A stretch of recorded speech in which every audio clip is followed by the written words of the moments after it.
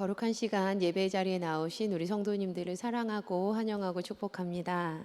아멘. 여러분 오늘도 참 많이 애쓰고 수고하시다가 이 자리에 오셨지요?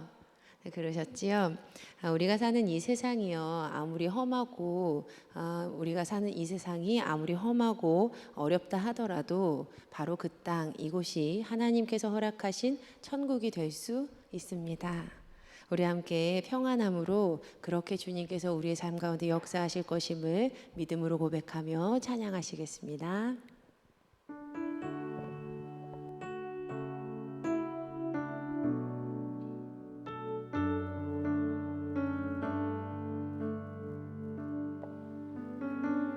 우리 함께 고백합니다. 참 아름다운 곳이라 주님의 세계는 정말로 내가 나갔고 솔직할 수 있는 곳, 조금이라도 내 의라 말할 수 없는 이곳은 바로 주님의 세계라. 참 아름다워라, 참 아름다워라.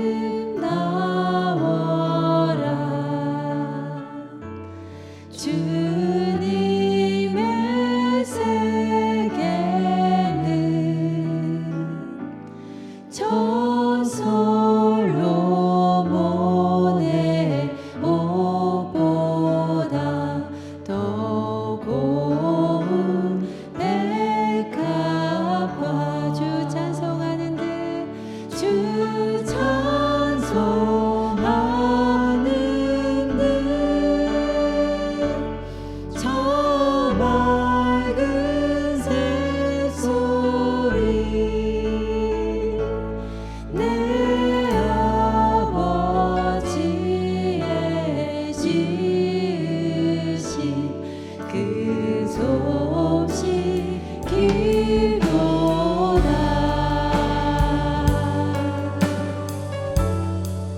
우리가 주님의 얼굴을 마주하면 그곳이 천국이 됨을 믿습니다.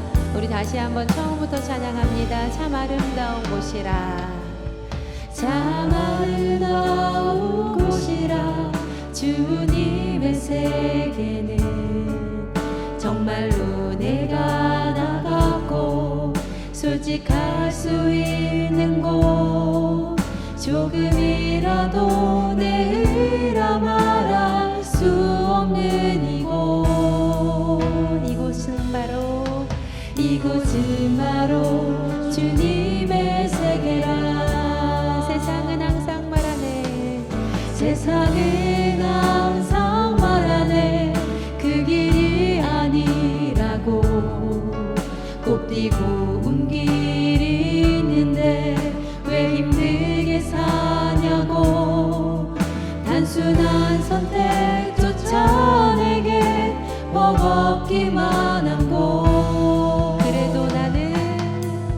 그래도 나는 주님만 따르리. 아멘. 참 아름다워라, 참 아름다워라. 주님의 세계는 저 아침에와 저녁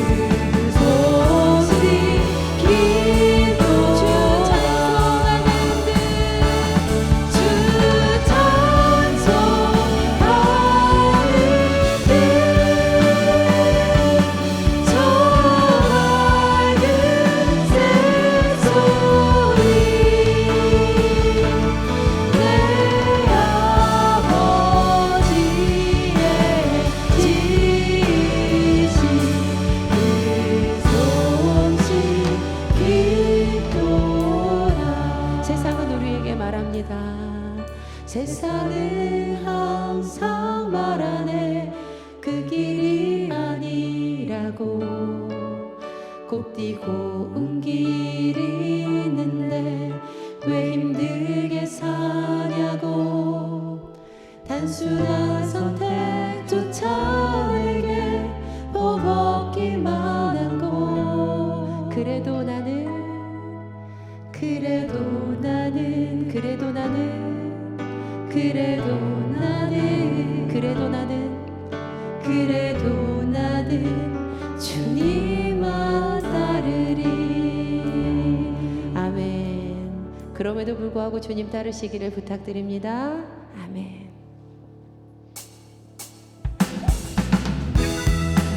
우리 함께 박수하시며 찬양하실 때에 우리가 진정 사모하는 그 예수님의 아름다움을 우리에게 보여주실 줄 믿습니다. 그 얼굴 마주하는 이 시간 되길 간절히 소망합니다. 내 진정 사모하는 친구가 되시는 구주 예수님은 아름다워라.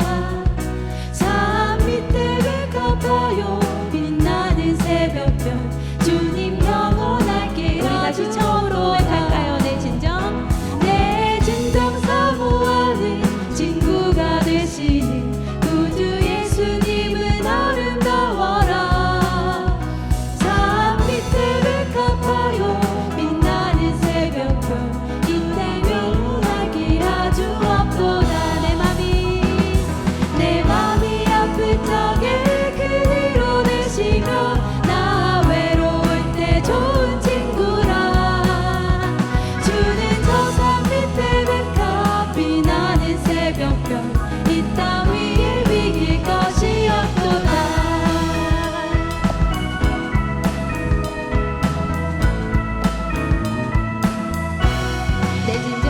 내 맘의 모든 영역 이 세상 고락도 주님 항상 같이 하여 주시고. 시험을 당할 때에 악마에게 교훈 즉시 물리치사 나를 지키네. 온 세상 날 버려도 주 예수 안 버려 끝까지 나를 돌아보시니. 주는 저 산 밑에 백합 빛나는 새벽별 이 땅 위에 비길 것이 우리 3절로 고백합니다. 내 맘을 다하여서 주님을 따르며 길이 나를 사랑하리니. 물불이 두렵지 않고 장검도 겁없네. 주는 높은 산성 내 방패시라. 다시 고백합니다. 내 맘을 다하여서 주님을 따르며 길이 나를 사랑하리니. 물불이 두렵지 않고 장검도 겁없네. 주는 높은 산성 내 방패시라. 내 영혼 먹이시는 그대 누리고 나 친히 주를 뵙기 원하네.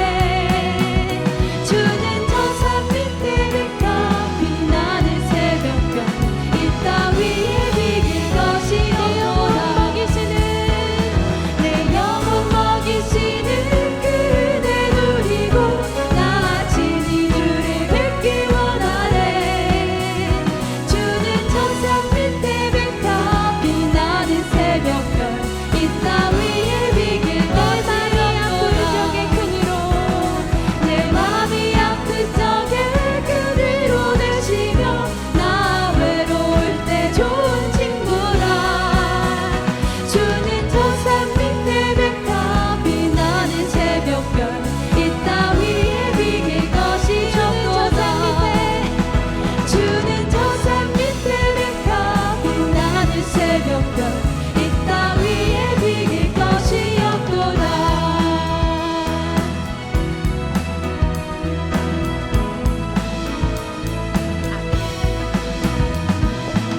우리 주님께서 오늘도 우리만을 함께 하시고 주님의 밝은 얼굴빛을 비춰주신 믿습니다.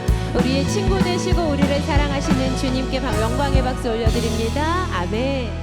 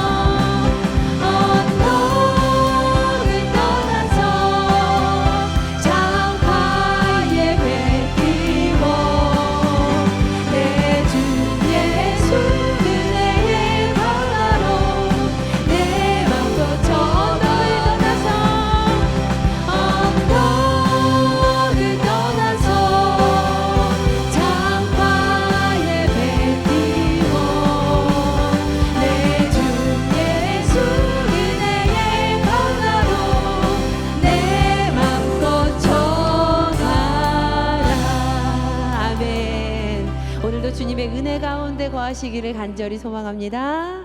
아멘.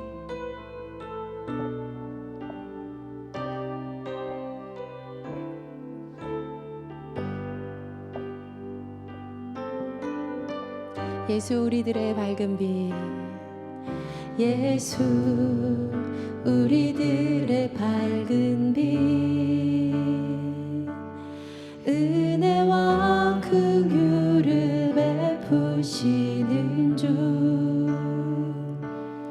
의의 길을 따라가는 주의 자녀들에게 항상 밝은 빛을 비추시네. 그는 구원의 주 하나님, 공의로 세상을 다스리시네. 주를 경외하는 자들에게 부어주시는 놀라운 주님의 영광. 하늘에서 찬란하게 빛나는 주의 영광, 이 땅에 오셨네. 어둠을 밝히고 새 생명 주시네. 영원히 빛나는 나의 예수님, 높이 영광과 찬양 받으실 그 이름 경배합니다. 슬픔을 거두고 내게 자유 주시네. 기쁨의 노래를 영원한 나의 빛 예수께. 우리의 빛 되신 주님 높여 찬양합니다. 예수 우리들의 밝은 빛, 은혜와 긍휼을 베푸시는 주, 의의 길을 따라가는 주의 자녀들에게 항상 밝은 빛을 비추시네. 아멘. 그는 구원의 주 하나님, 공의로 세상을 다스리시네. 주를 경외하는 자들에게 부어주시는 놀라운 주님의 영광. 하늘에서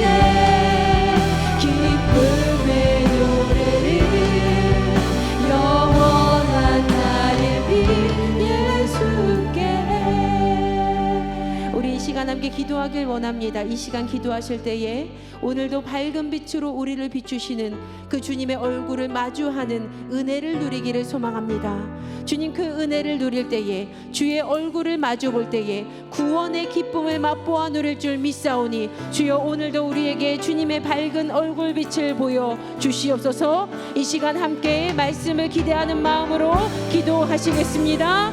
하나님 아버지, 고맙고 감사합니다. 주님, 오늘도 주님과 얼굴을 마주할 수 있는 은혜를 허락하여 주시옵소서. 주의 얼굴 마주하며 나아갈 때에 이 시간 하나님 우리에게 구원의 빛을 비춰주심을 믿사오니 하나님 은혜 위에 은혜를 더하여 주시고, 하나님 모두 기도하는 주님의 귀한 권속들 가운데에 하나님 찬란하게 주님의 영광의 빛을 비춰 주시옵소서. 하나님 어둠이 있는 곳에 빛을 비춰주시고, 삶의 고통과 고난이 있는 곳에 주님의 구원의 빛을 비춰주시사 하나님 이 시간 함께 예배하며 기도하는 모든 심령마다 주님께 경배하고 주님께 역사하시는 그 은혜를 누리는 하나님 간직의 열매들이 맺히는 밤이 되게 하여 주시옵소서. 하나님 모든 영광 홀로 받아주시기를 간절히 소망합니다. 하나님 밝은 빛 비추시는 귀한 삶의 모든 간증마다 주님 홀로 영광 받아 주시옵소서. 미리 감사하며 나아가는 모든 심령마다 이 시간 만나주시고 만져주시사 하나님 기도한 바를 가는 선하게 인도하여 주시사 하나님 구원의 역사하심을 보여주시옵소서. 오늘도 역사하시는 주님, 놀라운 주님 만나기를 간절히 소망합니다. 주님 은혜 위에 은혜 더하여 주시옵소서. 아버지.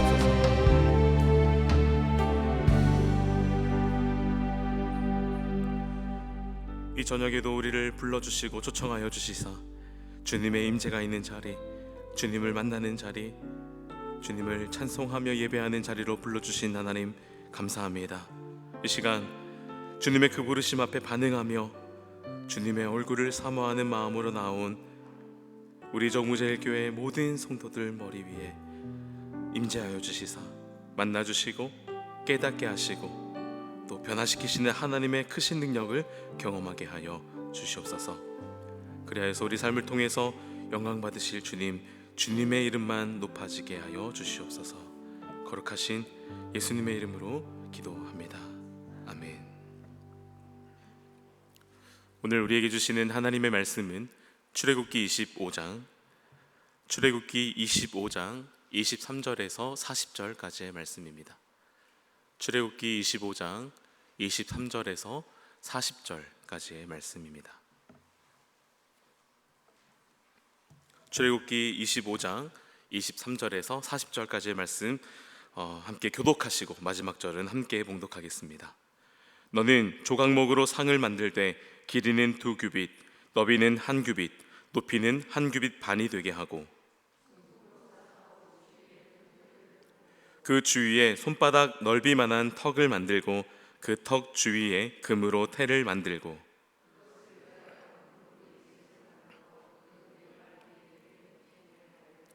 턱 곁에 붙이라. 이는 상을 맬 채를 꿰 곳이며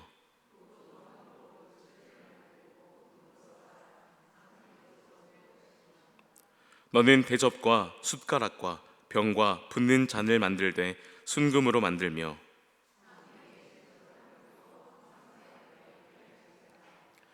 너는 순금으로 등잔대를 쳐 만들되 그 밑판과 줄기와 잔과 꽃받침과 꽃을 한 덩이로 연결하고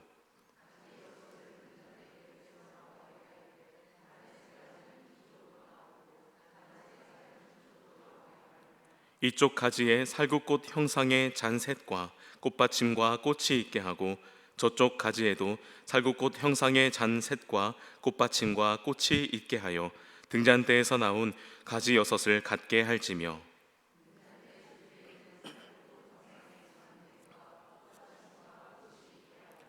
등잔대에서 나온 가지 6을 위하여 꽃받침이 있게 하되 2가지 아래에 한 꽃받침이 있어 줄기와 연결하며 또 2가지 아래에 한 꽃받침이 있어 줄기와 연결하며 또 2가지 아래에 한 꽃받침이 있어 줄기와 연결하게 하고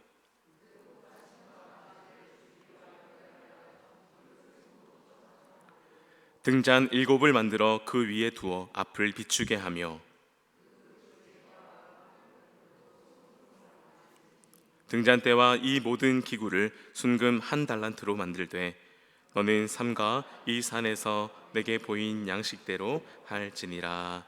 아멘. 이는 우리에게 주신 하나님의 말씀입니다. 아멘.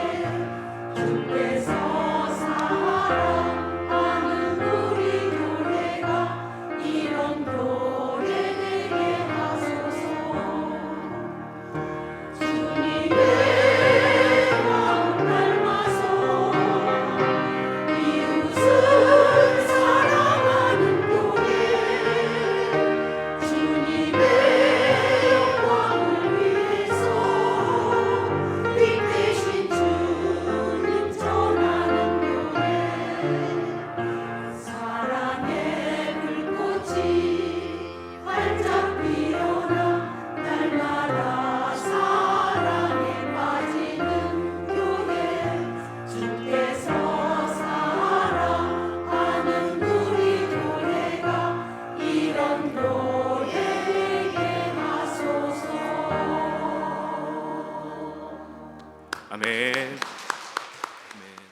성막의 구조와 그 속에 배치된 기구들을 통해 하나님께서 우리에게 베풀어 주신 은혜와 사랑을 깨닫고 또 우리의 신앙과 예배, 우리의 삶으로 연결하고 적용하는 광야에서 주님을 만나다 오늘은 네 번째 시간입니다. 지난주까지 우리는 하나님과의 만남의 장소인 언약궤 위 속죄소, 그리고 기도를 통한 하나님의 교제를 뜻하는 분향단까지 우리가 함께 말씀을 나누었습니다. 그러면 오늘 우리에게 무엇이 또 기다리고 있을까요?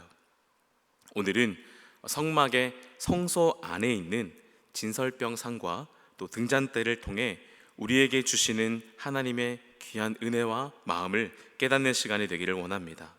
오늘은 두 개의 기구를 함께 살펴보겠습니다. 먼저 이 두 기구가 배치된 위치를 함께 살펴보겠는데요. 이 진설병 상과 등잔대는 성소 안에 있습니다. 가장 안쪽에 지성소가 있고 그 다음이 이제 성소인데요.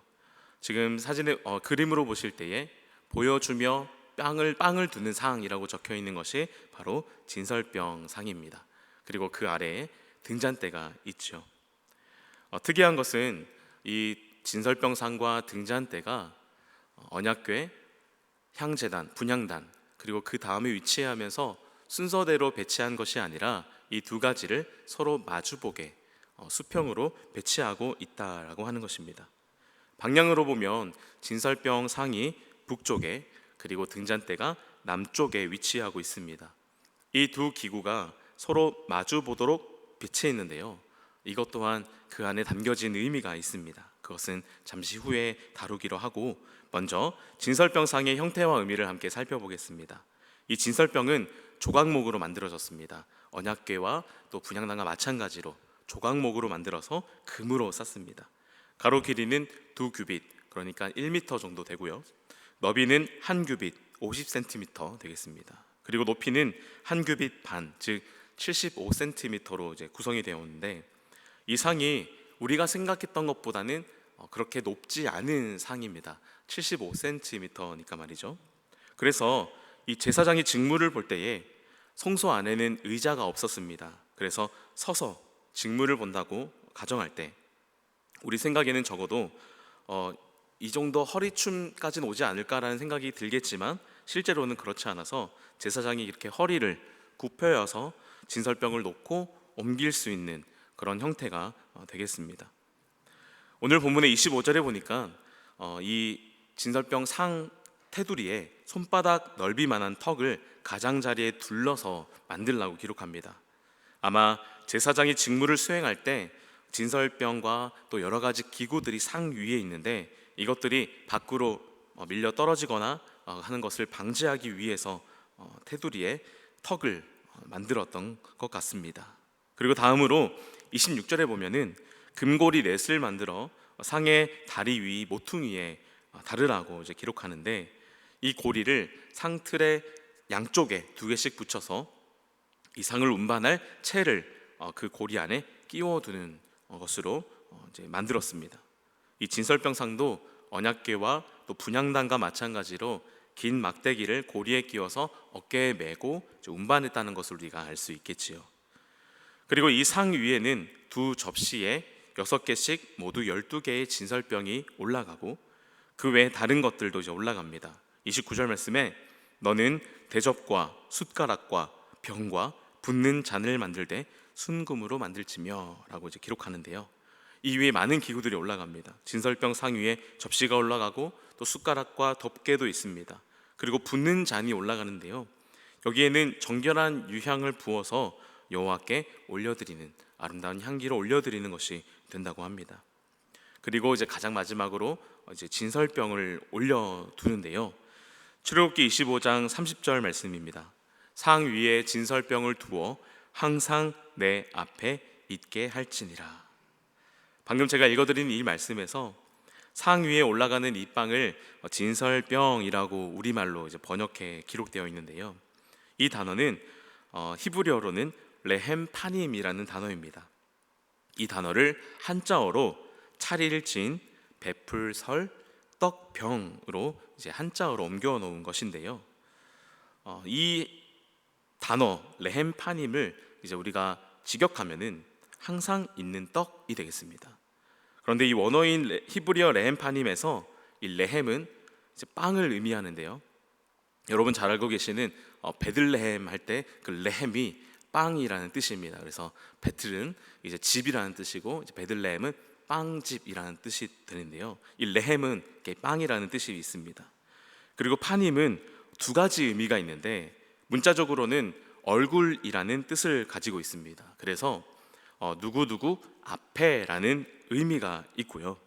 그리고 이 레헴파님은 그러니까 하나님 얼굴 앞에 있는 빵이 되겠죠. 2번째 의미로는 장소적인 의미도 있습니다. 그래서 조금 전에는 누구누구 앞이었는데 장소적인 의미로 어디 어디 앞에라는 의미가 되겠죠. 이 경우에는 어느 곳에 위치함으로써 보여주는 빵이다라는 의미가 됩니다.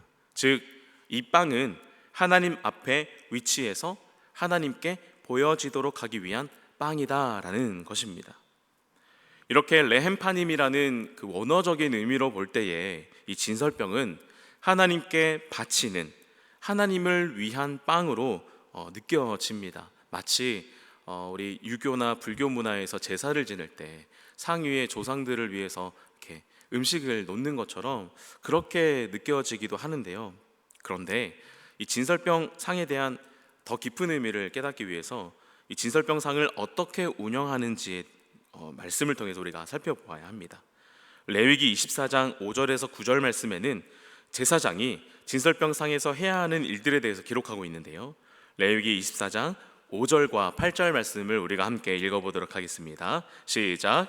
너는 고운 가루를 가져다가 떡 12개를 굽되 각 덩이를 10분의 2 에바로 하여 안식일마다 이 떡을 여호와 앞에 항상 진설할지니 이는 이스라엘 자손을 위한 것이요 영원한 언약이니라. 아멘.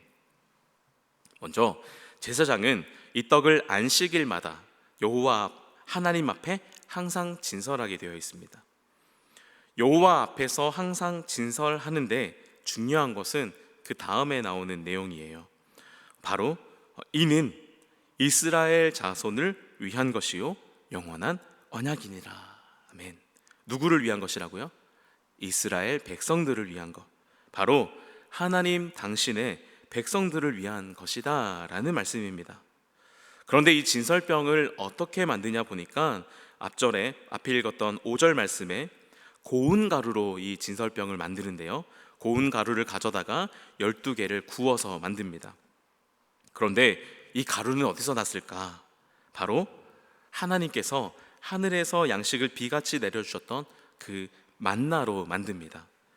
민수기 11장에 보면은 만나에 대해서 소개하면서 이제 간략하게 소개를 하고 기록하고 있는데요. 어떤 내용이 나오냐면 백성들이 이 만나를 하루에 한 에바씩 모아가지고 이것을 그냥 먹는 것이 아니라 맷돌에 갈기도 하고 빻기도 해서 삶거나 과자를 만들어서 먹었을 때 이제 꿀 섞은 과자 같더라, 이렇게 말씀이 기록하고 있습니다. 그러니까 이 진설병도 그때 광야 시대 당시에 만나를 갈아서 고운 가루로 만들어 구워서 만들었던 것이죠. 이 진설병이 무엇을 의미하는가? 바로 이 가루처럼 된 자신의 몸을 찢고 갈아서 생명의 떡이 되신 예수 그리스도를 의미하는 것입니다. 요한복음 6장 47절에서 50절 말씀인데요. 진실로 진실로 너희에게 이르노니 믿는 자는 영생을 가졌나니 내가 곧 생명의 떡이니라. 너희 조상들은 광야에서 만나를 먹었어도 죽었거니와 이는 하늘에서 내려오는 떡이니 사람으로 하여금 먹고 죽지 아니하게 하는 것이니라. 아멘. 예수님께서 하늘에서 내려왔던 그 만나를 비교하시면서 나는 생명의 떡이다. 만나를 먹었던 너희 조상들은 다 죽었지만 나 생명의 떡을 먹는 사람은 죽지 않는다라고 말씀을 하십니다. 내가 곧 생명의 떡이다. 예수님께서 자신을 생명의 떡이라고 말씀해 주셨습니다.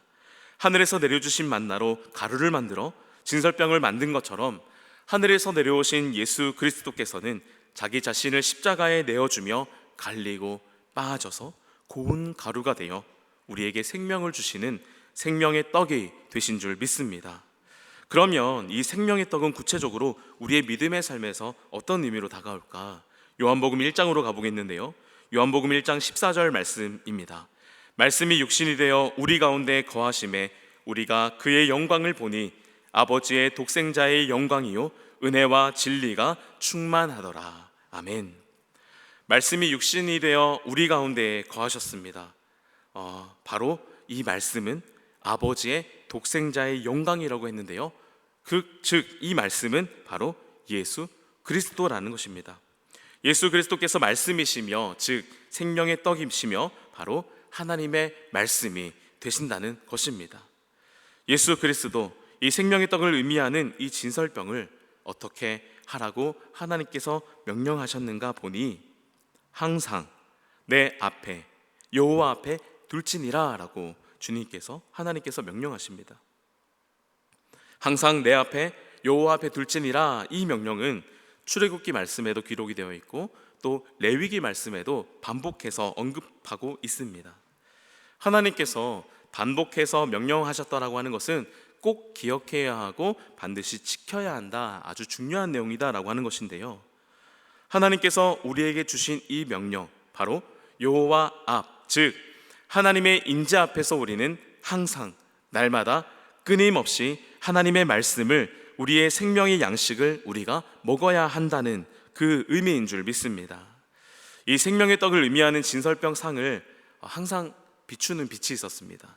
그것이 바로 등잔대인데요, 이 등잔대는 진설병 상과는 다르게 순금으로 만들었습니다.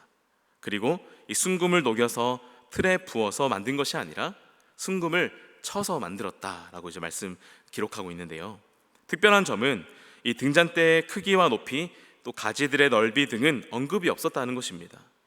이 등잔대의 설계에 대해 해당하는 출애굽기 25장 31절에서 36절 말씀은 모두 식물에 관한 용어가 나오면서 이 등잔대가 나무의 형상을 해서 가운데 줄기를 중심으로 뻗어나온 6개의 가지가 있다, 그러한 나무의 형상이다 하는 것을 말씀을 통해서 우리가 알 수가 있습니다.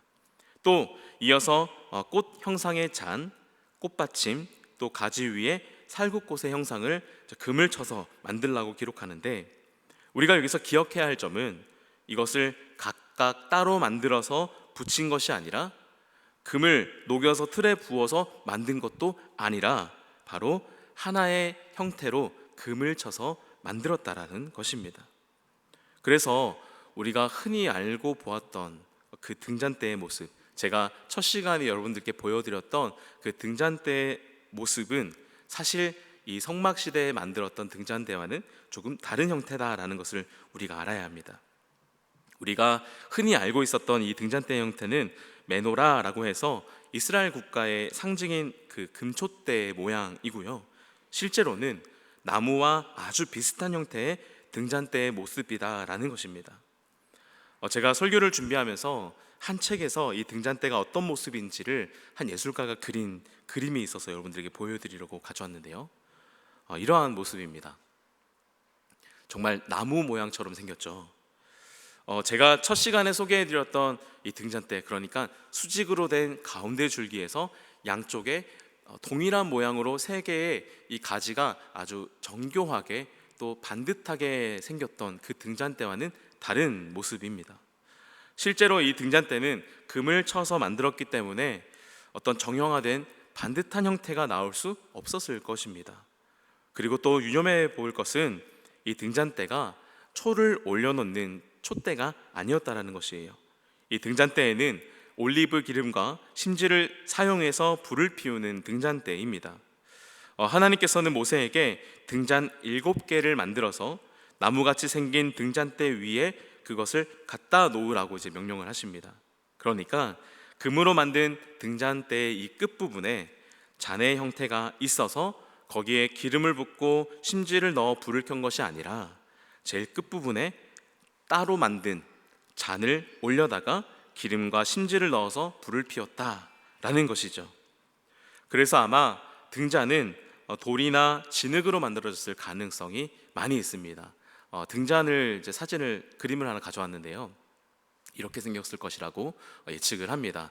돌이나 흙으로 만들어졌다. 왜냐하면 이 금으로 된 이 잔이 있다고 가정했을 때에 여기에 불을 붙이게 되면 금을 녹일 만큼 뜨거운 그 열을 내기 때문에 금 위에다가 바로 불을 붙일 수 없었다고 합니다. 그래서 등잔을 따로 만들어서 그 위에 올려두고 불을 지폈다. 우리가 그렇게 알 수가 있습니다. 그리고 이 등잔대는 1달란트, 즉 34kg의 금으로 만들었는데요, 그래서 우리가 생각하는 것보다 조금 작은 사이즈라고 합니다. 어떤 학자는 이 순금 34kg을 쳐서 만들었다고 가정할 때에 등잔대의 높이가 약 61cm 정도 되었을 것이다 라고 추측을 합니다. 이 등잔대의 역할이 있었는데요, 바로 그것은 비추는 것입니다. 무엇을 비추는 것일까? 오늘 본문인 출애굽기 25장 37절 말씀을 함께 읽어보겠습니다. 읽어보도록 하겠습니다. 시작. 등잔 7을 만들어 그 위에 두어 앞을 비추게 하며. 이 성소의 벽은 금으로 싼 널판으로 이루어져 있었습니다. 금으로 싼 널판으로 이제 벽을 만들어서 성소의 벽이 이제 형성이 되었는데, 그래서 등잔대에 불을 켜게 되면 그 불빛이 이 황금의 반사가 되어서 아마 이 성소 안은 환하게 밝혀졌을 것입니다. 그런데 하나님께서 명령하시기를, 콕 집어서 말씀하시기를 등잔대를 두어 어디를 비추라고 하십니까? 바로 앞을 비추게 하라라고 이제 명령하십니다. 그러면 이 등잔대의 앞은 어디일까요? 등잔대가 마주하고 있는 곳이겠죠. 이 등잔대를 마주보게 하고 배치한 성소의 기물이 바로 우리가 조금 전에 살펴보았던 진설병 상입니다. 등잔대가 비추는 궁극적인 목표는 바로 이 진설병 상인 것입니다. 등잔대와 진설병 상에는 서로 상관관계가 있어서 우리에게 주는 메시지가 있는데요. 먼저 등잔대에 관해서 하나님께서 모세에게 말씀하신 것 중에 마지막 절을 함께 보도록 하겠습니다. 출애굽기 25장 40절 말씀입니다. 제가 읽어드리겠습니다. 너는 삼가 이 산에서 내게 보인 양식대로 할지니라. 너는 삼가 이 산에서 내게 보인 양식대로 할지니라. 우리가 이 구절을 통해서 알 수 있는 것은 하나님은 이미 모세에게 모세가 보았던 것을 말하고 있다는 것입니다. 그러니까 하나님이 등잔대에 대한 설교를 주시면서 이미 모세가 하나님이 어떤 형태와 어떤 크기를 가지고 있는지 어느 정도는 알고 있다라는 것을 가정하고 말씀해 줬다는 것입니다. 어쩌면 그래서 하나님께서 이 등잔대에 대한 크기라든지 또 어떤 사이즈라든지 형태라든지 이런 것들에 대해서 구체적으로 명령하지 않으신 이유가 아마도 여기에 있을지도 모르겠습니다. 하나님께서는 모세가 산에서 이미 이 양식을 보았다고 말씀하시는데요, 시간 순서로 볼 때 모세가 신의 산에 올라가 하나님을 만난 것이 출애굽기 19장의 이제 이야기입니다. 그런데 이 산에서, 그러니까 출애굽기 19장에서 모세가 하나님을 만났을 때보다 그 이전에 같은 곳에서 모세가 하나님을 만났다라는 것인데요, 출애굽기 3장으로 가게 되면 모세가 불타는 떨기나무를 통해 하나님을 만나게 됩니다. 그때 이 나무 모양의 등잔대에 놓인 7개의 타오르는 등잔을 가진 이 등잔대, 그것을 불타는 떨기나무를 통해서 모세는 이미 그 모양과 형태를 보았다라는 것입니다. 불이 붙었지만 사그라지지 않았던 그 떨기나무처럼 꺼지지 않고 계속해서 불이 붙어 빛을 비추어야 하는 그 등잔대, 그리고 두 개 다 나무의 모양으로 공통점이 있습니다. 하나님께서는 그때 모세가 보았던 그 나무의 형상, 불타는 떨기나무의 형상을 언급하시며 모세에게 등잔대를 만들라고 그렇게 명령하시는 것입니다. 이것은 형태만 비슷할 뿐만 아니라 그 안에 담겨진 의미도 연결이 되는데요, 불타는 떨기나무는 하나님께서 모세에게 임재하신 사건입니다. 하나님의 임재, 특별히 불은 또 우리에게 성령님을 떠오르게 하죠. 사도행전 말씀에 오순절날 불의 형상으로 성령님께서 제자들에게 임하신 것처럼 꺼지지 않는 그 떨기나무의 불, 꺼지지 않는 이 등잔대의 불은 바로 성령님의 임재를 의미하는 것입니다. 이 성령님의 임재를 의미하는 이 불이 어디를 비추고 있다고요? 바로 진설병 상이죠. 생명의 떡, 예수 그리스도 곧 하나님의 말씀을 의미하는 진설병 상을 성령님의 임재를 상징하는 등잔대가 비추고 있는 것입니다. 요한복음 14장 26절에는 이렇게 기록하고 있습니다. 보혜사 곧 아버지께서 내 이름으로 보내실 성령, 그가 너희에게 모든 것을 가르치고 내가 너희에게 말한 모든 것을 생각나게 하리라. 성령께서 모든 것을 가르치시고 모든 것을 생각나게 할 것이다. 이 등잔대가 성령님의 임재와 성령님의 현현을 나타낸다고 말씀드렸습니다. 이 등잔대가 생명의 떡 예수 그리스도, 즉 육신이 되어 우리 가운데 거하신 그 말씀을 비추고 있습니다. 우리가 말씀을 날마다 먹고 묵상할 때에 그것을 깨닫도록 해주시는 분이 바로 이 성령님이다 라고 하는 것입니다. 이 등잔대는 성령님의 조명하심을 의미하는 것입니다. 말씀이 내 안에 들어올 때에 성령께서는 말씀을 통해 내 마음을 비추셔서 보게 하시고 깨닫게 하시며 나를 바른 길로 알려주시는 분이십니다. 말씀을 가장 분명하게 조명하시고 깨닫게 하시는 분이 바로 이 성령님이십니다. 왜냐하면 모든 성경은 하나님의 감동으로 되었다. 하나님의 감동, 이 성령의 감동으로 쓰여진 것이기 때문입니다. 만약에 등잔대에 불이 없었다면 이 성소는 깜깜한 암흑으로 덮여져서 진설병 상 위에 떡이 있는지 없는지, 또는 그 위에 떡이 있다 하더라도 떡을 먹을 수도 없고 이것을 잘 다룰 수도 진설할 수도 없었을 것입니다. 이처럼 성령님의 조명함 없이는 우리가 하나님의 말씀을 바르게 먹을 수도 없고 하나님의 말씀을 바르고 분명하게 깨달을 수도 없다라는 것입니다. 또 성령님의 임재, 성령의 조명함 없이는 예수 그리스도를 주시라 할 수 없는 것처럼 이 말씀 자체이신 예수 그리스도, 우리가 말씀을 바르게 깨닫기 위해서는 반드시 성령님의 깨닫게 해주시는 역사가 우리 가운데에 필요하다라는 것입니다. 말씀을 묵상할 때에 우리는 가장 먼저 이 말씀의 글자를 만나게 되죠. 말씀을 펼쳐서 우리가 먼저 이제 만나게 되는 것이 이 하나님의 말씀의 글자입니다. 그런데 이 글자 위에 성령님께서 역사하실 때에 그 말씀이, 그 글이 내 마음을 치고 내 마음에 떨림을 주기도 하며 내 마음에 가책을 주시기도 합니다. 그리고 그 말씀을 마음에 받아 깨닫게 하신 그 하나님의 뜻대로 순종하게 하십니다. 이 모든 것이 성령님의 역사라는 것입니다. 시편 119편 105절 말씀에 주의 말씀은 내 발의 등이요 내 길의 빛이니이다 라고 기록합니다. 성령께서 조명하시는 주님의 말씀은 우리의 발의 등이 됩니다. 우리의 발의 등이 된다고 하는 것은 우리가 어디를 향해서 가고 있는지를 알게 해주신다는 것입니다. 또 우리의 발에 뭐가 묻어 있는지, 우리 발을 향해서 위험 요소가 있는 것은 아닌지 빛을 비추어서 보게 하십니다. 즉 우리의 현재 상태를 말씀을 통해서 조명해 주시는 것입니다. 또 주의 말씀은 우리의 길을 비추어 주십니다.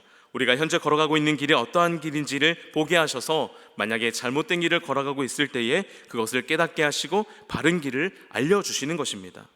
삶의 여정에서 주님의 말씀은 우리의 실제적인 길이 되어주시고, 말씀에 사로잡힌 사람은 비록 나 자신의 생각과는 다른 길을 걸어간다 할지라도 그 심령은 하나님의 나라, 가장 깊은 평강과 기쁨 가운데 걸어가는 길이 될 줄 믿습니다.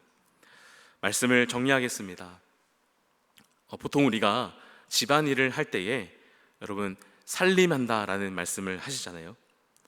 그런데 이 살림은 집안일을 뜻하기도 하지만 동시에 그 일을 통해서 가족을 살리는 살림이 되기도 합니다. 오늘 말씀 설교의 제목이 하나님의 살림입니다. 하나님께서도 살림을 하십니다. 오늘도 당신의 거룩한 등불을 켜시고 생명의 떡을 준비해 주십니다. 그리고 여호와 앞에 그 떡을 두라고 하셨는데 사실 그 떡은 여호와 하나님만을 위한 것이 아닌 우리를 먹이시고 우리를 위해서 우리에게 주시기 위한 그 떡이었던 것이죠. 아들이신 예수 그리스도를 통해서 우리를 살리고자 하셨던 하나님의 살림이었습니다. 하나님과의 만남, 또 하나님께 응답하는 기도, 그리고 오늘 이 등잔대와 진설병 상을 통해 예수 그리스도, 생명의 떡이신 이 말씀과 성령님의 조명하심에 대해서 함께 말씀을 나누었는데요. 하나님을 인격적으로 만나는 그 만남을 기초로 해서 기도와 말씀을 기둥으로 세울 때에 우리의 믿음과 신앙은 든든하게 세워져 갈 줄 믿습니다.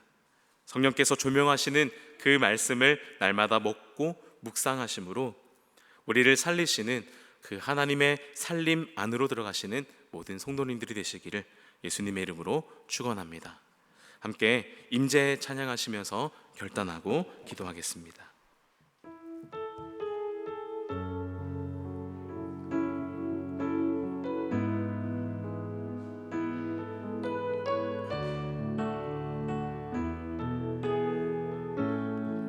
하늘의 문을 여소서.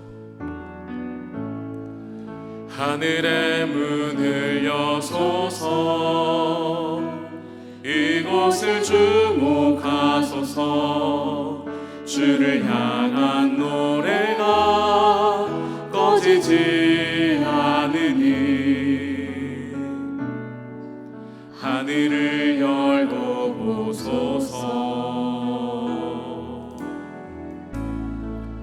이곳에 임재하소서. 주님을 기다립니다. 기도의 향기가 하늘에 닿으니 주여 임재하여 주소서. 이곳에 오셔서 이곳에 앉으소서. 이곳에서 드리는 예배를 받으소서. 주님의 이름만이 오직 주의 이름만. 이곳에 오셔서 이곳에 오셔서 이곳에 앉으소서. 이곳에서 드리는 예배를 받으소서. 주님의 이름만이 오직 주의 이름만 이곳에 있습니다. 우리를 살리기 위해서 이 땅에 예수 그리스도를 보내시사 우리에게 생명의 떡으로 우리를 살리시고 우리에게 영원한 생명을 주시는 그 생명의 떡으로 주님을 우리 가운데에 보내주신 줄 믿습니다. 말씀이신 예수 그리스도께서 성령을 통하여 우리를 조명하시고 말씀을 통해 깨닫게 하여 주실 때에 주님, 깨닫게 하시는 그 성령님 앞에 순종하는 우리들의 믿음이 되게 하여 주시옵소서. 날마다 우리를 살리시는 그 하나님의 살림 안으로 날마다 말씀을 통해 그 안에서 은혜를 누리고 그 안에서 영생을 누리며 그 안에서 믿음의 길을 걸어가는 우리들의 삶이 되게 하여 주시옵소서. 함께 간절히 주님께 기도하시겠습니다. 사랑하는 풍성하신 하나님 아버지 감사합니다. 할렐루야. 주님, 오늘도 우리 가운데 임재하여 주시사 우리 가운데 말씀을 깨닫게 하시고 역사하시는 하나님을 찬송합니다. 우리를 살리시는 그 하나님의 살림, 영원한 생명의 떡을 준비하시고 성령의 조명하심을 통하여 우리에게 말씀으로 말씀하여 주시고 나를 비추시고 깨닫게 하시고 우리에게는 인도하시는 그 하나님의 살림 안으로 날마다 들어가는 우리들의 믿음의 삶이 될 수 있도록 인도하여 주시옵소서. 날마다 말씀을 묵상함으로 날마다 주님의 말씀을 진지하게 진정성 있게 성령님의 도우심을 구하며 이 말씀을 읽고 묵상할 때마다 이 말씀이 우리의 영혼을 살리는 양식이 되게 하여 주시고 우리의 길을 비추시는 등불이 되게 하여 주시며 나를 인도하고 나를 살리시는 그 하나님의 살림이 되게 하여 주시옵소서. 그리하여서 날마다 이 말씀을 통하여 우리를 차단하게 하여 주시고 날마다 이 말씀을 통하여 우리 삶을 변화시키시는 하나님의 능력이 우리의 삶을 통하여 드러나며 증거내며 우리의 삶을 통하여 간증하는 귀한 역사가 우리가 온전히 이루어질 수 있도록 주님 역사하여 주시옵소서. 우리를 살리시는 그 하나님의 살림 안으로 날마다 나아가기를 원합니다. 날마다 주님의 말씀을 먹고 묵상함으로 성령께서 우리의 마음을 비추시고 조명하여 주실 때에 주님 앞에 순종함으로 순종의 열매를 맺어가는 우리 모두의 믿음의 삶이 될 수 있도록 주님 역사하여 주시옵소서.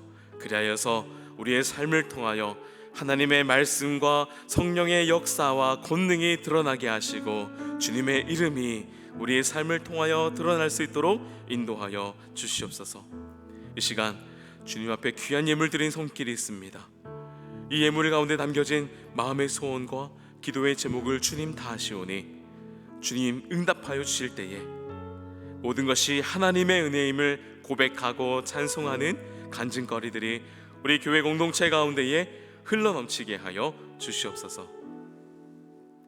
이제는 우리 주 예수 그리스도의 은혜와 자기 아들을 내어주신 하나님의 극진하신 사랑하심과 우리의 심령을 비추시고 조명하시는 말씀을 통하여 깨닫게 하시는 성령님의 감화 감동 교통하심이 주님의 살림 안으로 날마다 들어가며 말씀을 통하여 우리에게 깨닫게 하여 주실 때에 믿음으로 순종하기를 원하는 의정부 제일교회 모든 성도들과 이 예배 자리에 참여한 모든 자들 머리 위에 이제로부터 영원토록 함께하여 주시기를 예수님의 이름으로 축원하옵나이다.